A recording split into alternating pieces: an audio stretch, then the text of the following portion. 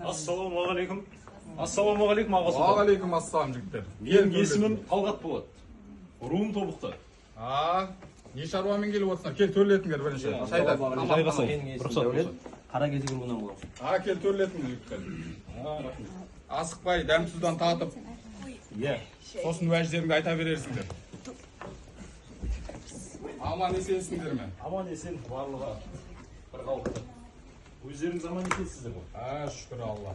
Жайлауда жаңа сауған қымыздан алып отырыңыздар. Аға сұлтан, Айта бер уәжім. бір уәжбен келіп отырмын сізге.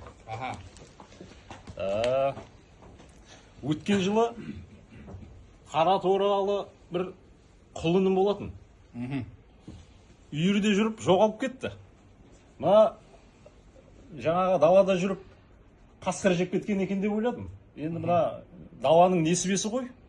Әйтеуір тәуекел деп жүрсем, осы жылы көктемде мына көршімнің үйірінен өз жылқымды көрдім. Өз-өзіме сенбедім. Қалай таныдың жылқыңды? Мен жылқымды бірден таныдым. Мына көршім сияқты менің 100 бас, 1000 бас жылқым жоқ, жаңағыдай. 10 бас жылқым бар менің, бар жоғы. Барлығын жатқа танимын. Жоқ, аға сұлтан, ол жылқы баяғыдан